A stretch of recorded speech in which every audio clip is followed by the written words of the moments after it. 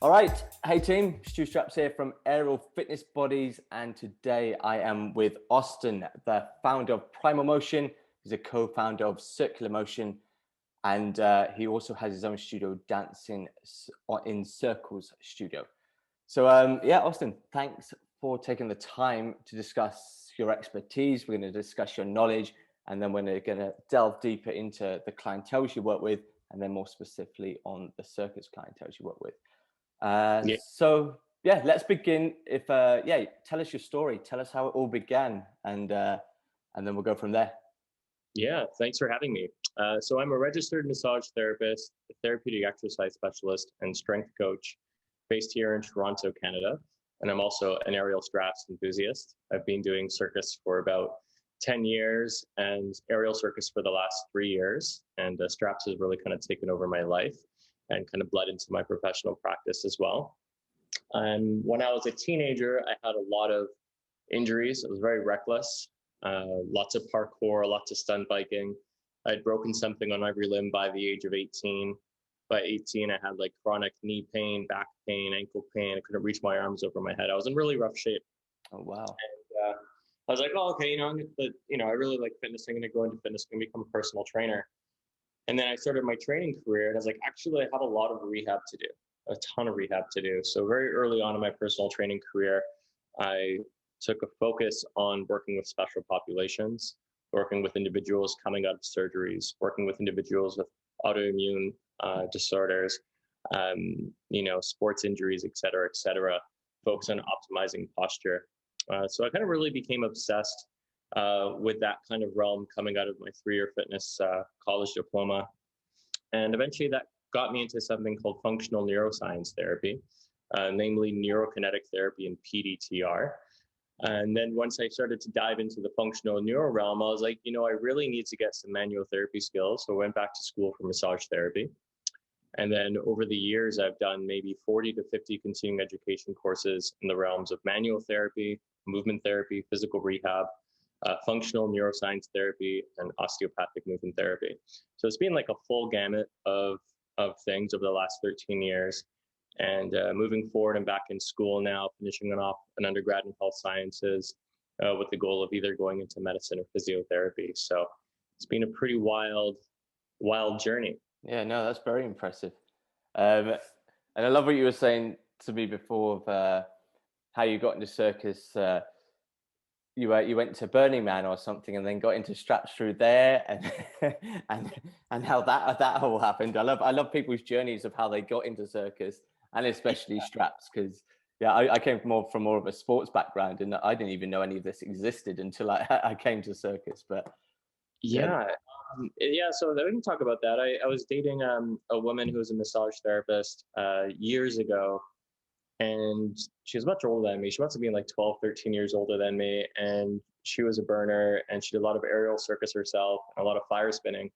So I discovered fire spinning from that and kind of got into the fire spinning community. oh, wow, And it was always a fun thing. There's always yeah, yeah, something. That's how it is with flow arts. It's like you can choose your level of involvement, and it's a lot of fun, and it's usually a really wonderful, supportive community. hmm, And it was kind of like, put my foot in the door in the circus world.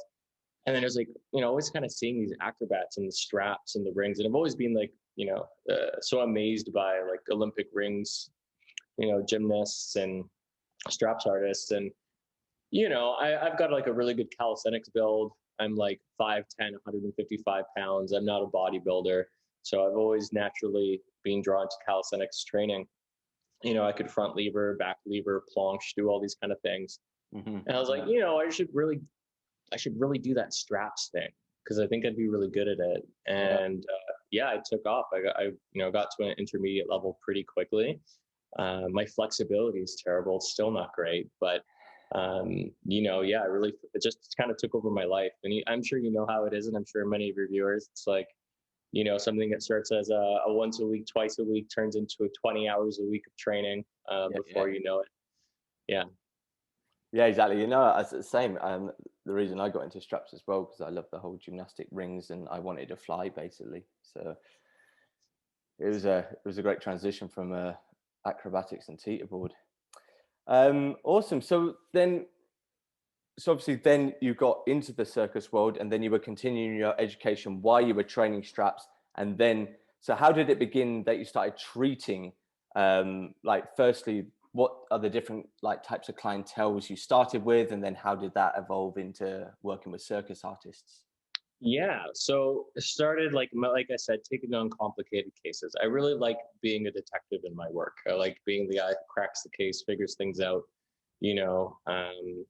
And so, I used to focus a lot on posture originally. I used to work with people who are in chronic pain, less of the athletic population. But as I started to dabble more and more into circus, a lot of the circus professionals around me here in Toronto, I realized have some like very unique, very interesting injuries. And Mhm. when you're like as flexible as a contortionist, and you go and you see a physiotherapist or a chiropractor, and you have all these unique injuries related to what you do, which is so different than most athletes, right? Yeah, yeah. Most of the a lot of these professionals are just not accustomed to it. They're not used to it. So it just became a thing where I just developed a reputation within the network here in Toronto of like, oh, go see this guy. This guy does circus. He understands what we're doing and he's good at what he does. And then that just kind of turned into a ripple effect where I started treating a lot of the aerialists here in Toronto, a lot of contortionists, etc. And then that caught the attention of a woman named Jennifer Nichols. And Jennifer Nichols is in the ballet realm. And so I started seeing some patients from the National Ballet School of Canada. But then there was a Netflix series called Tiny Pretty Things that was Mhm. released last year. And Jennifer Nichols was doing all of the head choreography for that show. So she basically recruited me to manage all of the personal training, physical rehab, massage therapy for the main cast. And that was supposed to be, a few days on set throughout filming. And, with the demands on the dancers, it turned out that I was seeing each main cast member 2 hours a week. So during the filming through 2019, it became more than 50% of my practice. So once I did the Tiny Pretty Things gig for Netflix, then that's kind of really put my name on the map in regards to the dance world as well as the circus world. Yeah, and I saw some of the testimonials from some of the girls that were on that show, and yeah, they were super impressed, and they were like, "We wouldn't have got through it without Austin." And I was like, "Wow, like it's like it really made a difference." And I think it's also amazing because when you understand the arts, when you understand circus, when you understand ballet, when you understand performing arts, like you know how they're working with their bodies. And exactly what you're saying, the hardest thing I've found since we're not in shows at the minute is finding a physiotherapist or a PT or a massage therapist that can work on my body, because yeah, they can just treat me, but they don't know, they're not treating me like the physios on my shows, because they don't know specifically what I do, or they don't understand specifically what I do. And that is such an important factor I've found personally, that that's why really I don't really go and get much treatment at the minute, because I need someone to understand what I do and who knows my body, or even better, has done it with their body, and you describing that and how that has helped you. I mean, I think that's so important. And then I think that's where you really escalate among other physios, maybe with the same education, because you've got the experience and the knowledge of doing it with your body. And I feel that's so important. Yeah, it's interesting. There's some unique factors. One of them is, the fact that you're hanging from the air. You're doing everything starting from like the arms down, as opposed to most sports, you have your feet on the ground. So that's a big factor that I think can be difficult for therapists to wrap their head around. Also, the Mhm. intensity and the nature of what you're doing. Like aerial circus is very high intensity calisthenics, right? And often you're training a lot. Like I said, it's not uncommon to train 20 hours a week, right? Yeah, exactly. And a lot of the traditional modalities that we see in therapy are often very gentle, right? And well, if you're beating yourself at a super high intensity for 20 hours a week, doing 1 hour treatment, once every 2 weeks with very gentle modalities isn't going to keep up. So the big thing that I really focus on in my practice is therapeutic exercise prescription. Okay. Because, even if I go like really hardcore with the fascial abrasion technique and I do really aggressive deep tissue work and all that's really great and it's effective, But all that really does is it opens up a window to act as a catalyst to reprogram the nervous system with functional movement training. And the trick is to identify where are their specific weaknesses within this athlete, and then how can we reverse engineer their exercise prescription so it's specifically appropriate for them, and then how can we integrate that into their training routine, that they're doing it frequently enough and intensely enough so that it's able to keep up with all the dysfunction they're driving into their body with, like acrobatics. Like, to be honest, I'm sure a big part of what you're doing is regressing what you do in the air and breaking it down to a level that you can handle and do well. But when you're performing, if you're a performer, or if you're just doing a lot of skill set training without getting that conditioning, unfortunately, a lot of these, acrobatic feats are driving a lot of dysfunction into the nervous system. Mm-hmm. Yeah, no, I love what you're talking about with the nervous system there, because I've been working on some specific techniques myself to teach my nervous system to, one, recover, to be able to work in the ranges we put our bodies in, where before it would just be like reps, rather than like doing more specific holds or movement patterns to teach my nervous system to be able to get into this shape. And it was just stuff it was just a different, from sport to then, working on these different techniques. And yeah, I love that, because I find that so important for people to understand. Yeah, it's a really great perspective to take regarding training, right? Because muscle is stupid. It's just meat, just piece of meat, right? It's the nervous system, the electricity, right? that stimulates that and creates a skill set. And that's why you see guys, like Bruce Lee, for example, right? Tiny little guy, crazy strong, because he had such an efficient and like well fine-tuned nervous system. And we see that a lot in calisthenics athletes, right? Yeah. We see that when we take someone who's done nothing but bodybuilding and then they try to do aerial circus and they're shocked that they can't do any knee raises or something. You know what I mean? Yeah. So when you're looking at movement, any kind of exercise, any kind of athletic feat, it's important that you reverse engineer that feat to a level that you can do efficiently, where the right muscles are working the way that they're intended to work, as opposed to compensating. We see this a lot with pull-ups, for example. You go and you do a pull-up, right? And you should have the chest open, the shoulders down, the ribs in, so you can really get that thoracic extension in mid-back. Unfortunately, what we see a lot is when people pull, because they don't have the thoracic extension, they don't have the mid-low trap strength, their shoulders start to pop forward. So now you're doing your pull-ups with your chest. Now you're doing your pull-ups with your internal rotators, your upper traps, and you create a dysfunctional pattern, right? Mm-hmm. And you're driving this dysfunction and compensation to the nervous system, and then eventually you're gonna pop your AC joint, or you're gonna get a cervical facet issue, or you're gonna get bicep tendonitis or tear a pec, right? So it's very important to reverse engineer whatever it is you're doing in your training to a level that you can do it with a very high level of mastery. And then once you've done 10,000 repetitions of that, you've mastered that movement pattern. Then you don't have to worry about it. And that's when you can jack up the intensity and you can start working like your 1 to 3 reps or your like 10-second hold planche, et cetera, et cetera. So I think that's so important in aerial circus, and especially in straps. Just looking at the rate of lumbar herniations that we see, AC injury, bicep tendonitis, pectoralis tears, anterior shoulder labral tears. Like I'm sure you know many cases over the years doing what you do, specifically with straps. So it's so important to really reverse engineer all those big skill sets and make it really specific to the patient or the training client, so that they can do that properly. Like your hollow body, your shoulder depression exercises, drilling those basics. Yeah. And what's your take on reps and sets, obviously focusing on correct technique?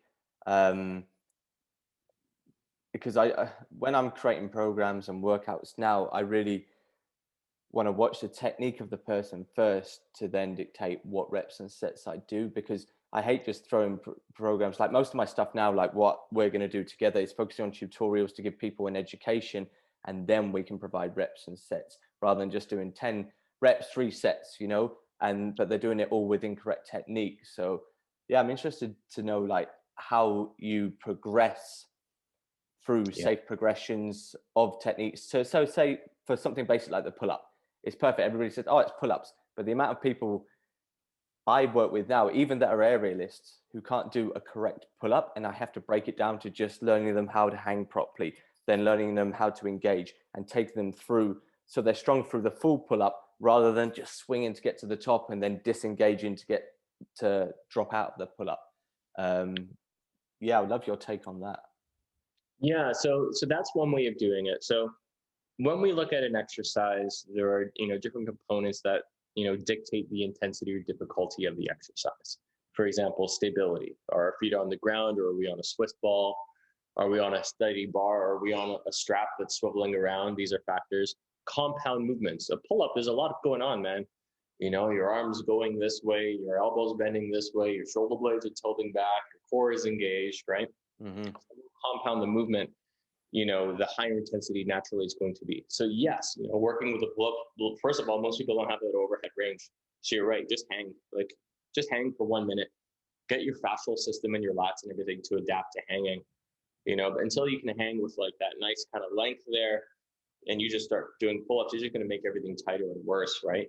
Yeah. So, but then the other thing with that though is that we want to complement that, right? And the way that we can complement that with exercises that are more intense is by simplifying the exercise. So rather than having someone, just do the hang, we'll get them to do that, but then maybe do a prone cobra, right? So you're lying face down, you're pushing the pubic bone into the ground, you lift your chest off the ground. So you're starting to develop thoracic extension and learning how to do that without compensating with your low back. Yeah. And then we integrate the shoulder blades, that external rotation, pulling the shoulders down away from the ears, squeezing the blades together. And you're just going to hold that. Deep breathing as long as you can. You'd be shocked. Some people can't hold that for 30 seconds. Mm-hmm. But that's going to reverse engineer the exercise. So the exercise itself is simple enough that we can start to fire up the low trap, the mid trap, the thoracic extensors. And so now that you're used to doing this and this is working, okay, well now maybe we can add some weights while you're on the floor, right? And we can add the shoulder blades, we can make it more complicated, right? And then once you develop some raw strength there, then pull it back, bring it back to the pull-up. And now that you're doing your pull-up and hanging, and then you try to bring your blades back, you try to end up in this position. Well, because we did this at such a high intensity, lying face down, very simple, when you go to try to integrate into a more complex movement pattern, that process is going to be a lot easier. Mm-hmm. Yeah, no, that's great. Now I wanted to get a little bit specific into when you were working with the performance arts community and more specifically on the Tiny Pretty Things show, what were the most common injuries you found there, or maybe more unexpected injuries that you thought they would be strong in, but they weren't? Yeah. How was that experience for you? It was super fun because first of all, the cast of Tiny Pretty Things are incredible. Like they're not just professional actors and actresses, they're also professional dancers. Mm-hmm. And so many of them had been in, private ballet school since they were this tall, So they were just incredible athletes to work with in the first place. So just to work with bodies that are that well conditioned is quite different than what you see with the general public. Mm-hmm. The big thing, what was interesting with Tiny Pretty Things was the nature of filming. I don't know if you've done any kind of film stuff in the past, but it's not uncommon to be on a film set for 10, 12, 14 hours, and sometimes you're sitting around all day and you're not doing very much and you're repeating a film, or repeating a scene. But this was a dance-based show. So everyone was dancing, some of them for 8 hours a day, 6 hours a day, much more than you normally would in like a concert theater, ballet environment, or, maybe in a circus production. So the overuse was insane. So the amount of work I had to do on their feet, on their calves, and their quads, just from a massage perspective, to just keep flushing everything out because the fascia was rebounding and getting so tight. One of the main cast members tore her psoas. And so that was a really big deal because, that could put the whole thing on hold. And I'm not sure how accurate the stat is, but someone told me that every minute of production costs like $10,000 or something like that. Oh, yeah. I'm not. It's expensive, right? So if you have a main cast member who's a dancer who can't dance because of psoas torn, so that was a challenge. So we had to rush her in to get a PRP injection, and diagnose it and do laser therapy and do all the things to keep her dancing, keep her filming while she had a torn psoas. That was a unique challenge. One of the things that I see a lot, just in general, like moving more into performing artists and circus artists, I see a lot of facet jamming. Okay. So the facet is the articulating surface of the vertebrae of the spine. Now, I see this a lot in ballet dancers when they jump and they kick their legs behind their back, because the hip only has 10 degrees of true hip extension. So all that other crazy extension is actually coming from the lumbar. And we also see this in contortion, or even in aerialists, where you're doing these crazy back bends, right? And so as you're doing these back bends, it's putting pressure on the facets. Okay. Now, if you aren't able to decompress and create length in your spine, and then do that, then you're jamming the joints. Now, someone who has a hypermobile body type, or someone who's on like the hypermobility spectrum, Ehlers-Danlos syndrome, or is just generally like crazy bendy, generally these folks have lower proprioception.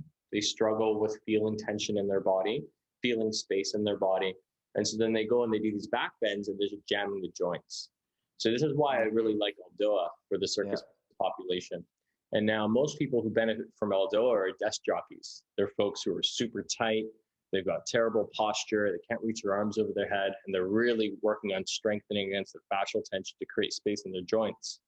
But for circus artists, for contortionists, the focus is actually building the strength and the sensory awareness in the nervous system to learn how to build eccentric paraspinal strength. So when I say that, I mean working the little muscles between each vertebrae and training the nervous system to use those muscles to create space, to increase disc space, so that you can do a deeper back bend without irritating the facets or without causing a disc injury, etc. Yeah. That's very interesting. Okay, yeah. So on the note of ELDOA, then could you just give us a little bit of a background of one, how you got into it, and two, the actual practice of it? Yeah. So that was going to be the focus of our demonstrator later on in the segment. There's a lot of different things that I do, but ELDOA, I'd say, is probably the most powerful thing I've found in 13 years of practice for back rehab and optimizing posture. So ELDOA was created by a fellow named Guy Boyer. Guy Boyer is a very famous French osteopath. He was the head osteopath of the Ballet of Paris for some 20-25 years. He's this like old French Einstein with one eyeball. He's like this French Einstein kind of guy. He's like really like a French version of Einstein. He's a genius, very, very smart. And he spent decades studying myofascial anatomy and taking tons of courses. And what he did is he created a system that looks at your global myofascial anatomy. So all the intersections in the body, and how we can put ourselves in postures to create maximal decompression or tension at very specific regions in the body. So with ELDOA, each functional unit in the spine, which is two vertebrae and the disc in between, has its own posture. So L5-S1, the most common area for disc herniation, has its own posture. L4, L5, L3, L4, et cetera, et cetera. So quite simply, ELDOA is using all of the strength in your body against all of the tension in your body along very specific lines of pull to create active joint traction. Okay, so think of the similar effect as an inversion table, but as soon as you get off an inversion table, gravity's got the best of you and it compresses your spine. It's passive. It's not very effective. What's so special about ELDOA is that it's an active practice. So you're building strength in the sense awareness in your nervous system to find and create space in your spine, in your joints. There's ELDOA not just for the spine, but for the shoulders, for the hips, all the joints. Yeah. Yeah, no, I mean, since we've been chatting, I hadn't heard of ELDOA before, but like I'm fascinated by it, and I'm definitely gonna, with the techniques you've already shown me personally, going to integrate it into my training program. And I think this is what we're going to discuss today, and the postures you're going to show us and demonstrate are going to be so important for specifically for my audience and the circus community. So yeah, I'm excited to learn more about them. So so let's say, what are the most common ELDOA techniques you use on aerialists? And Hmm. maybe we can describe that, and then we can go into like a bit of a demonstration of that. So then they can understand more how this could be beneficial for their training program. Yeah. So the most common injuries I see in the aerialist population, one of them is disc herniations. We see a lot of lumbar disc herniations. And the reason that is there's so much flexion with rotation. Like if you look at a meat hook, for example, you're basically trying to compress as much as you can over your arm and you're twisting. That is the recipe for disc herniation. So the L5S1 ELDOA is fantastic for that, because L5S1 is the area where you're most likely to herniate your low back. So I like to use the L5S1 a lot. Another one that's really good is the T8, T9 ELDOA. Okay. So T8, T9 is our axis of rotation in our spine. So when you're walking and your arms are swinging and you're rotating that axis point, that's T8, T9. Okay. Now, this is really significant for several reasons. One of them is building thoracic extension through your rib cage, through your mid-back. Now, unless you have done a very good job with your flexibility training, or you have a background in gymnastics or something, most people really struggle with that thoracic extension. So the T8, T9 is going to start to restore your thoracic extension, but also because it's the axis of rotation, it helps to improve the quality of rotation for your thorax, okay, that being your rib cage. So again, going back, I think like the reverse meat hook is a good example, because when you're doing a reverse meat hook, you have to extend over your arm, but then you're also twisting, right? Now, if you don't have any thoracic extension, that extension has to come from somewhere. If you don't have any thoracic rotation, that has to come from somewhere. And so what we end up seeing is an over rotation from the TL junction and from the low back, right? And then that usually leads to lower rib jamming. I'm sure you've seen this before, where you do a reverse meat hook, or someone does one, a student or something, and they've got pain like right in here, and they feel like the ribs are all jammed up. Yeah, exactly. They're not able to extend over their arm properly, not able to rotate. So the T8, T9 is very good to start to work on that. And then the other one would be the C4, C5 ELDOA. Now, C4, C5 is the middle point of what we call the typical vertebrae of the cervical spine. So the typical vertebrae of the cervical spine is C3 to C6. And this is just where we get the most movement in our neck. So the C4, C5 is the middle of that.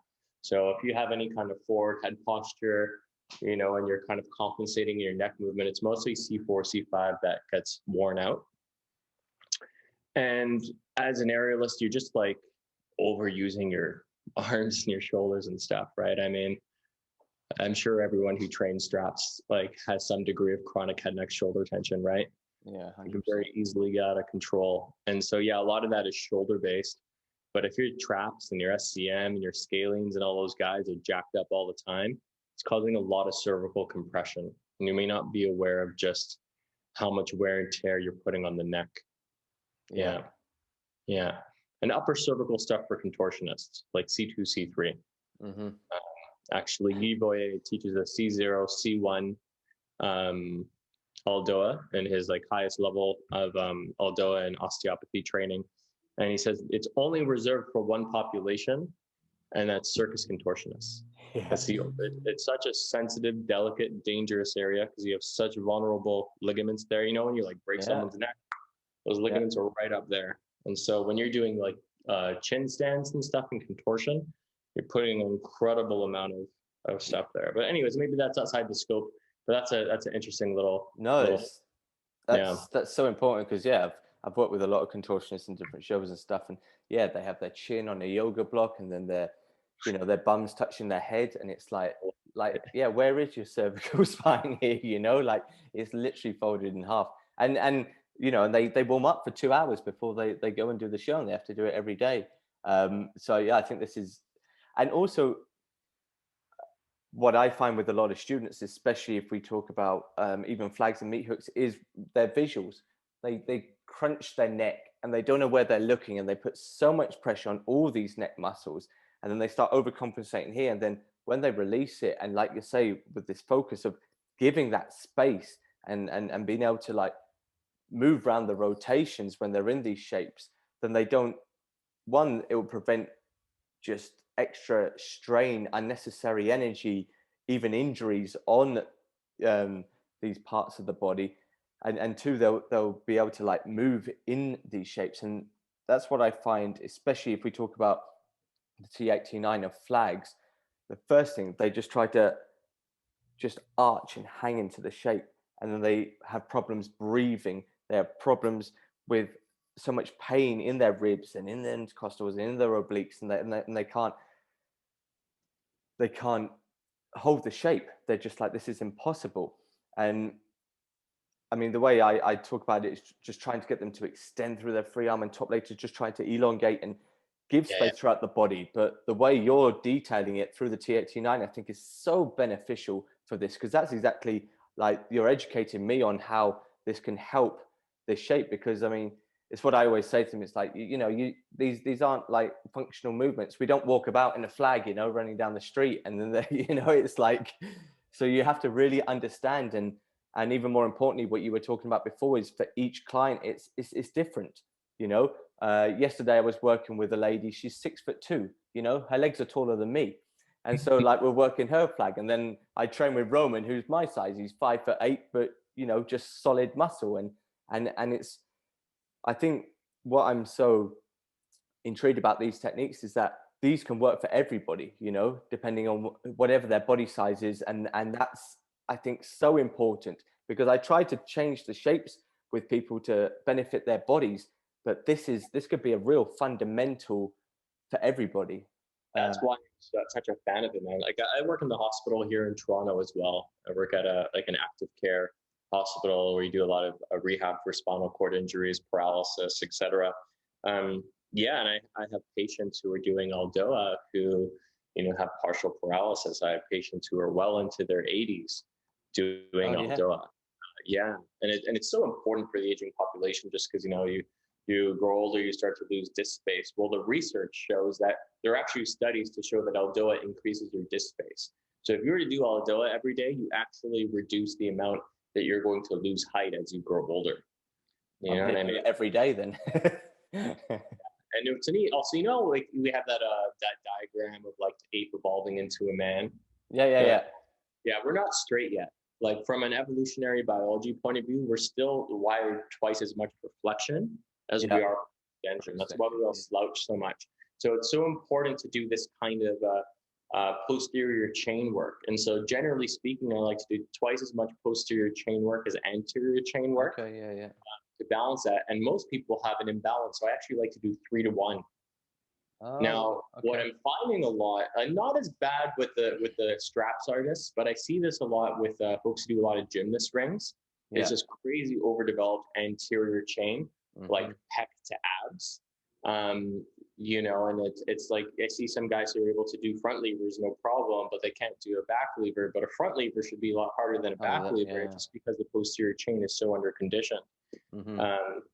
Anyways, yeah, I mean, I could ramble forever about this stuff, but maybe we should start to move into it. Do you have any other questions?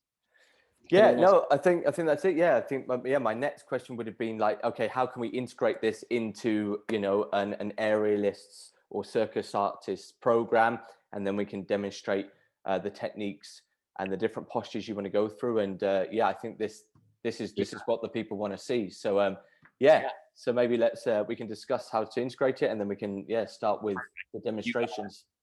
So as far as integration, I always tell my patients, like, as long as you do it, I don't really care. So first and foremost, make sure you're doing it. Just get it done. The ELDOA, even if you just do 5 minutes a day, incredible. And the reason is because what's so cool about it is that it's high intensity. It looks like yoga postures, but it's performed at maximal intensity for 60 seconds. So if you just do it, it's great. The other thing is that we can get very specific. So Let's say, for example, you're doing some hanging leg raises in your conditioning, right? What I would do is actually turn that into a superset and do an L5S1 ELDOA and then our hanging leg raises. So this way we improve the quality of your lumbar flexion because we created disc space there going into that, right? Or if you're going to do a reverse meat hook and you're prepping for that, do that T8, T9, and then maybe integrate some, rib cage drills or something, right? Warm that up. So you can use it as prep for specific skills. You could use it as prep for specific conditioning drills. You could use it just at the top of your workout, or maybe more importantly at the end of your workout. Depending on how fit you are. If you're going to really challenge yourself in your workout, you might want to do it at the top so you don't hurt yourself during your workout. But maybe best to leave it at the end so you can unravel a lot of the damage you're doing with a lot of the more intense specific skill stuff that you may or may not be doing. Yeah. So, cool. Yeah. Just one quickly. So with the tension, obviously, you're saying you're holding it for 6 seconds through full tension. Is, say, in the warm up, you could do it with a higher intensity to then do the skills, and then in the cool down, could you cool down with a lower intensity but still do the same movement patterns? Or is it more specific, like just one full out kind of thing? If you're doing ELDOA, you just work as hard as you can. Okay. It's very accessible, but it's not meant to be done low intensity. Okay. And that's what makes it so special. It's aggressive. It's literally like you're trying to tear yourself free from your body. You're literally tearing more space into your body. Brilliant. Your fascial network is like this 3D sack, like the bag of your body. It's your body bag, right? Yeah. Your the bottom of your foot, it goes up your spine and connects to your tongue. Your tongue is connected to your foot through your fascial system. When you stretch, you're not stretching muscle. If you were to take a cadaver and you take a piece of muscle, it stretches to 200% its original length. You're stretching the fascia, the myofascia that wraps around the muscle, right?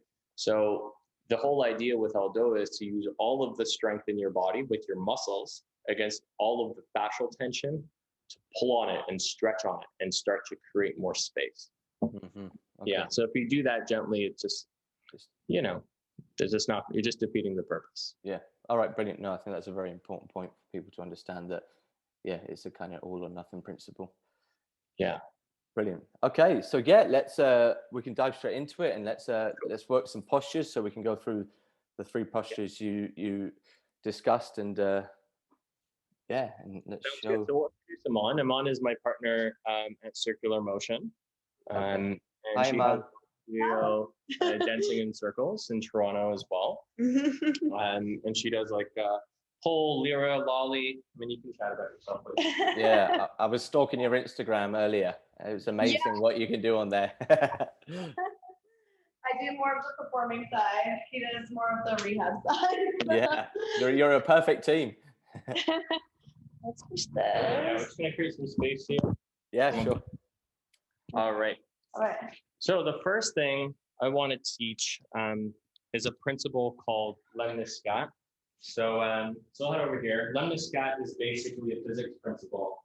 And in this physics principle, it's the idea that if we take force this way, and then we take force this way, opposing forces, the summation of which is axial extension.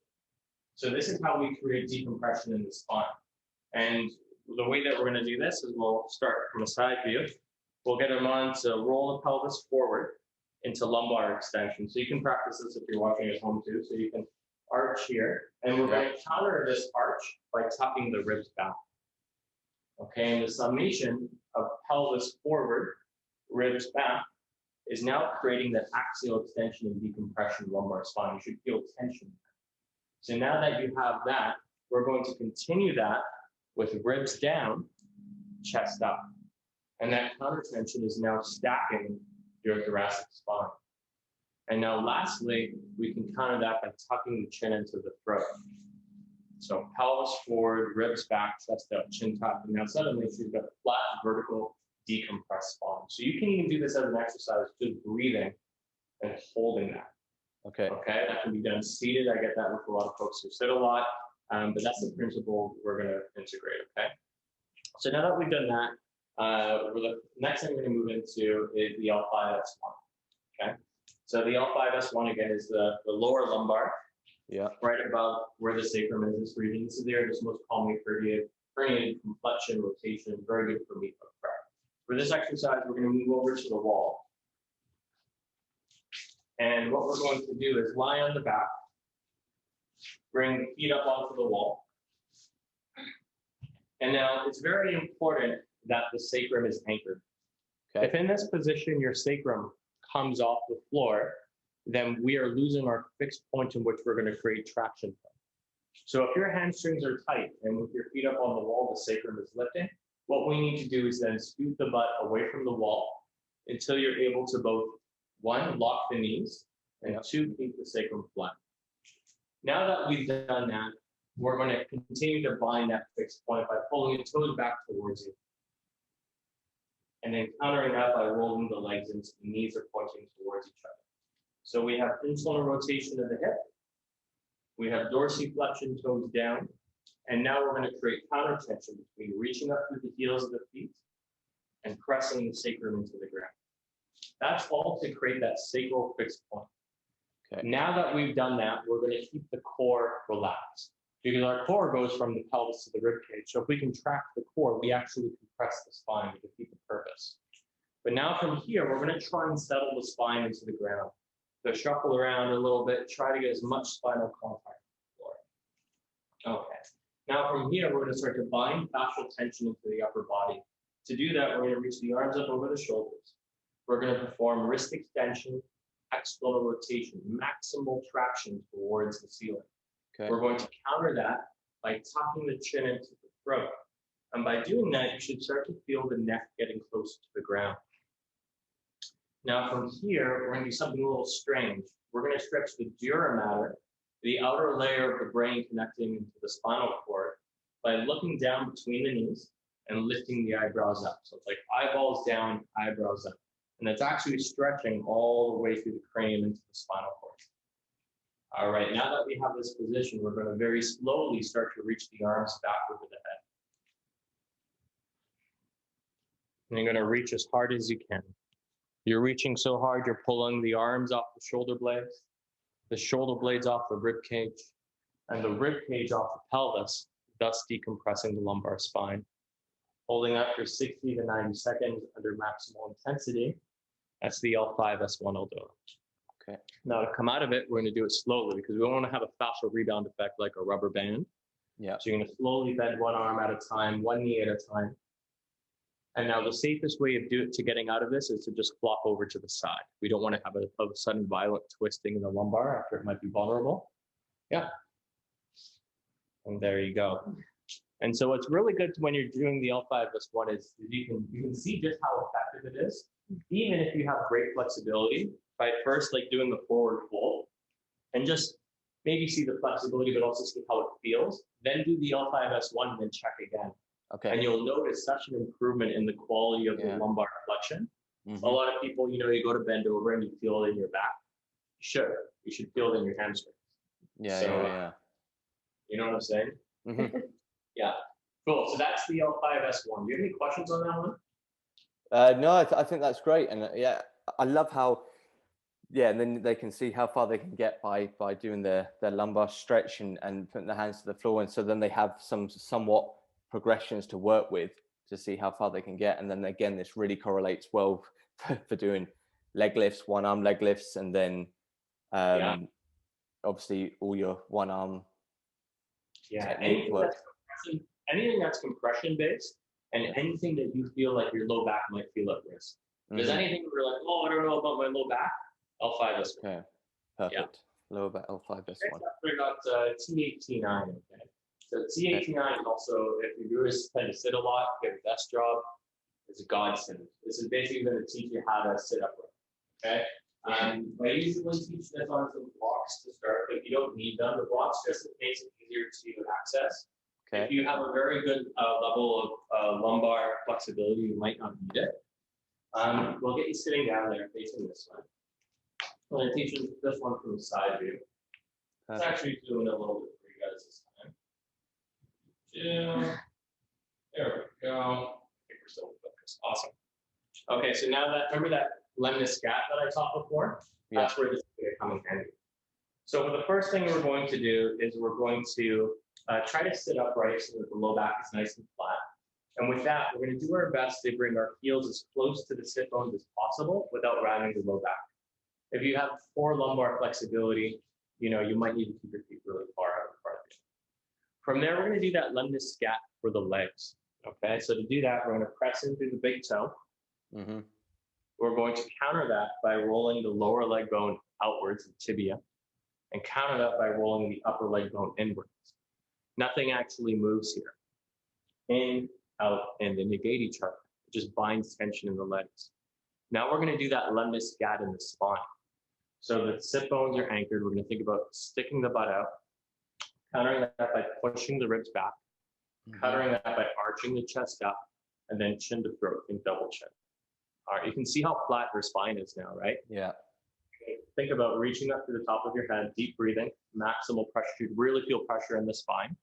And now from here, very slowly, without losing the spinal position, we're going to reach one arm forward, wrist extension, external rotation. And now the other side, wrist extension, external rotation. Now very slowly, again, without losing the spinal position, starting to reach the arms up overhead. Chin up. There we go, nice. Good, deep breathing. Reach. Good. So again, reaching so hard, we're pulling the arms off the shoulder. Yeah. I just saw that lengthen straight away there. Yeah. Yeah, really reaching as much as you can. Not losing that spinal position. Let's do a little kick there. There you go. Deep breathing. And then again, once you're ready to come out of that, one arm at a time. One arm, okay. There you go. Right.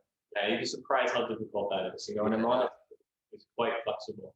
So folks who are very tight, most people, like, even if, like, I can do this here, I reach my arms with my head pretty easily, but like once I get to about here, I'm really feeling that fascial tension, like through the lats and back there. You'd be surprised how challenging that is. And you only reach as high as you can without losing the spine. Yeah. So you don't sacrifice your spinal position for extra overhead reach. Yeah. Yeah. Any questions on that one? No, that's great. Yeah, and I love this because this is exactly where they go. The majority of people I work with, they can't even get their arms above their head, and so I get them to do it like you were just saying, standing just against the wall to try and work that shoulder flexion. But like here, it takes it to another level, and so yeah, this is great. Yeah, very specific. And what's cool is, so if you're working on this specifically, we could treat this as a skill set. You can be like, okay, this is the goal, to do a full range of motion T8, T9, ELDOA. So we can say cable machine, we can put some weight on there, we can do like a lat stretch, we can prep all that, and then go into it, improve the effectiveness. That's probably something that's good to mention. Most people, when they do this, they won't feel that. They won't feel that at T8, T9. They're going to feel it in their lats. They're going to feel it in their hands. Maybe they feel it in their low back. Yeah. The thing with ELDOA, although we're focusing on T8, T9 here, is you're going to feel that wherever the tightest part is, globally in your fascial network. Yeah. You're going to feel the muscles working wherever the weakness is in that fascial network. So it's not necessarily always specific to T8, T9, it's specific to the patient and where their issues are. But what's cool about it is that because it's a global system, it all just works itself out. It naturally strengthens what's weak and releases what's tight. And it's really really varies a lot patient to patient. So with that, so say they're tight in their lats, would you then recommend them to go into deeper stretches in their lats, or just still focus on this exercise and just try and maintain that tension and get further each time? Like, would you break it down to stretching up the lat? Yeah, do go. Like for me, for example, I'm like one of those, my lats are crazy. Yeah. Tension. So yeah, it's good to maybe warm up the lats and then do that. But this is what's cool, that this is active, right? Yeah. This is really active, and it's naturally active, right? Because there are a lot of active modalities like weight training, for example, right? Where you're, using an external load and external force to make it active. That's what's so cool about calisthenics, right? Calisthenics, it's like you're building the strength within the own lever systems within your body. Yeah. Now, there are some things that really train flexibility, like a planche. you need such incredible eccentric bicep tendon strength to not pop your bicep out of your arm. That increases the flexibility. But most calisthenics things, not so much. I really like ELDOA because it's so specific to improving mobility in an active manner that's high intensity and calisthenically oriented. It's incredibly functional. Mm-hmm. Yeah. Cool. So let's move into our last one. Yeah. The C4, C5 ELDOA. This one is for the neck. Okay. So for this one, we're going to be lying on your back. All right. Yeah, on your back, face up.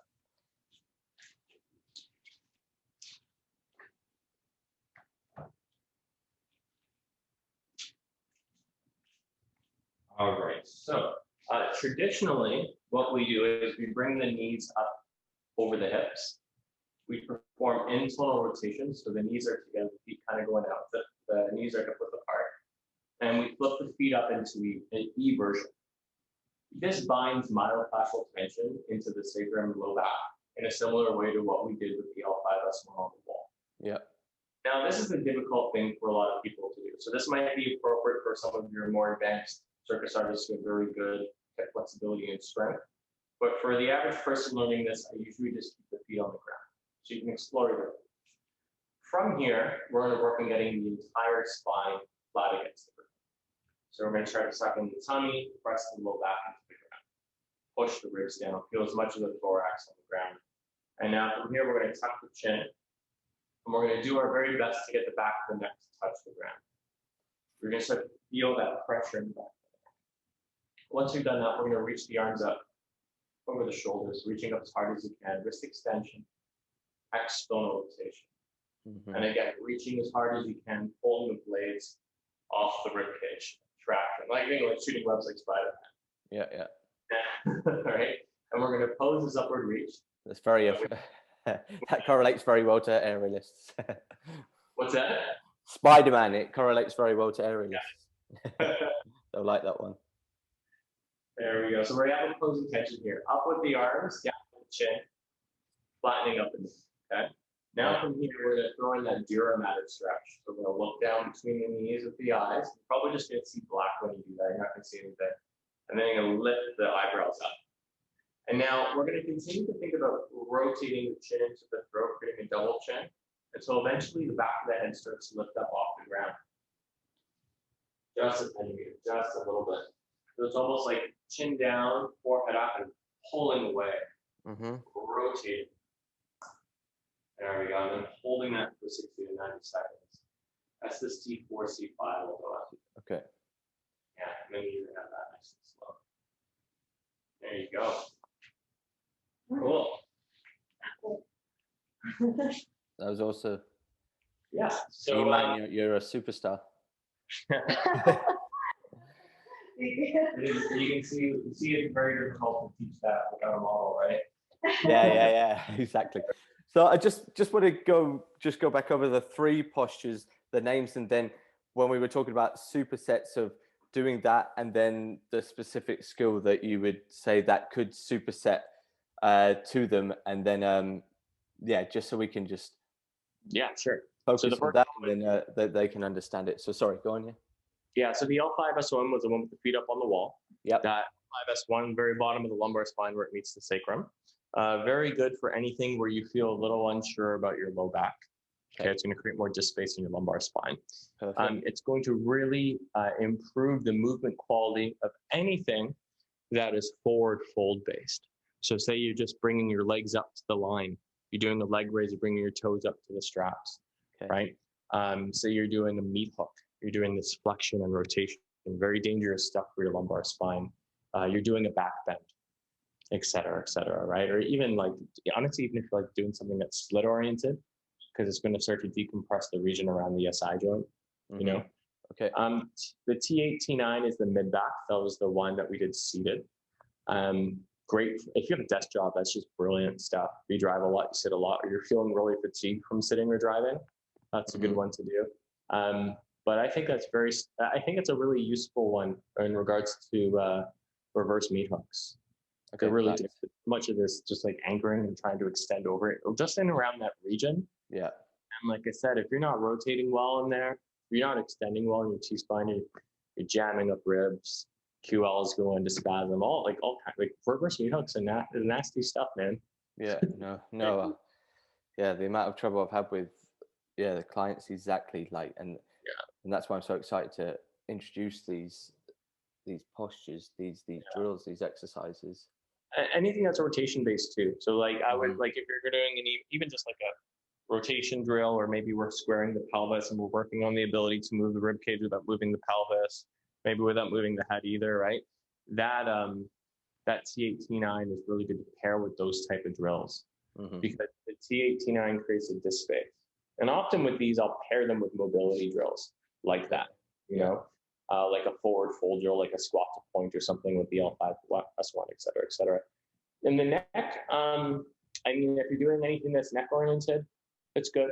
Like, you know, if you're doing any kind of contortion stuff around the neck hangs, sometimes I get them on to hang off of my neck when we do back levers. Yeah. You know, that in itself feels like an ELDOA. No. My chin, try not to let her like drag my neck into this position while she's holding on, fighting that. It's actually a super high intensity ELDOA. Actually, I did an ELDOA in the air the other day. I threw my neck out, just sleeping funny. You know, that's how it is with acrobats, right? You don't hurt yourself doing acrobatics. You hurt yourself sleeping or going up the stairs or something stupid, right? And I just wasn't able to get my neck to pop back into place with the ELDOA. I was like, oh, well, maybe I'm going to do this on the straps. So I basically went into a candle position, like toes up, head down, right? And I just reached as hard as I could. And then I did that chin tuck, the cervical ELDOA chin tuck. Yeah. On the straps, and all the weight I didn't just through, yeah, it was like a funny fusion of my straps practice and my ELDOA practice. Yeah. And just neck stuff, man. I'm sure you know, you're doing straps, you got neck issues, right? Or at least some neck tension. So that just helps to clean up the neck a little bit. Brilliant. No, that was absolutely awesome, and one for my own education, because I haven't heard or worked on this technique before, so I'm definitely going to integrate it into my training program. I'm going to start with that tomorrow.